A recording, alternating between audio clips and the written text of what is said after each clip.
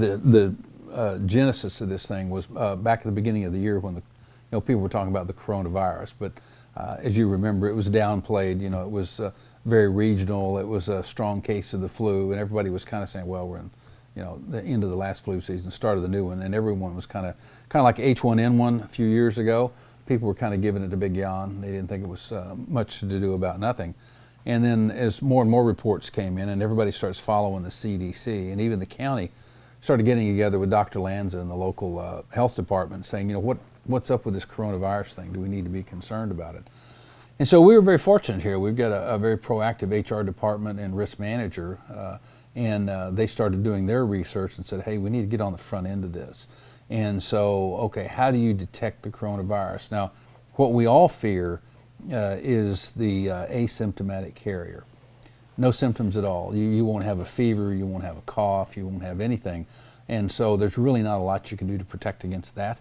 But there's a whole lot you can do to predict and protect against almost all the other symptoms, which manifest themselves with cold or flu-like symptoms. So what do? Well, we got the thermometers, that you saw in place. They're down in our lobbies. You can't enter our building without having your temperature taken.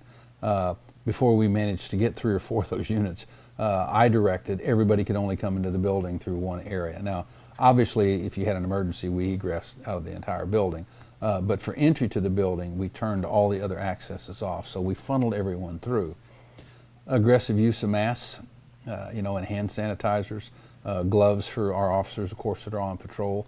And you've got to strictly manage that, meaning that we're going to, enforce that. And so, we've all got our masks nearby, to use at the appropriate time.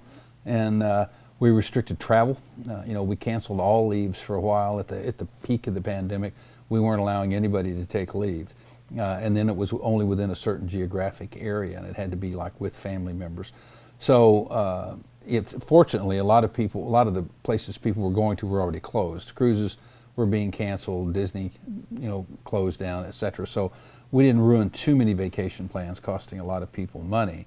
But we had to very quickly take some really affirmative steps to kind of control this thing. We had one spike during this time.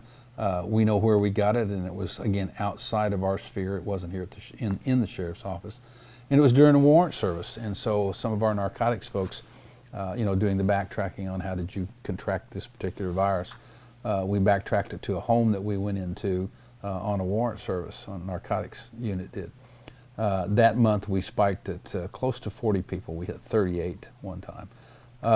So much so that we were concerned about not getting control of it. If we hadn't gotten control of it, then what we were going to have to do is do, kind of a modified emergency operations thing. I mean, up to and including, how do we come to work if you have the virus? Because we have to work. We don't have a choice. And what's so unique about this is I think I spoke to this at the Board of County Commissioners one night, is any other time since I've been sheriff, if I had a riot or insurrection, if I had a hurricane, if I had any emergency that was outside my local capability that I couldn't handle in-house, then all I had to do was pick up the phone, call the Florida Sheriff's Association, and we all signed what's called a memorandum of agreement, where we agree to mutually support each other in those times.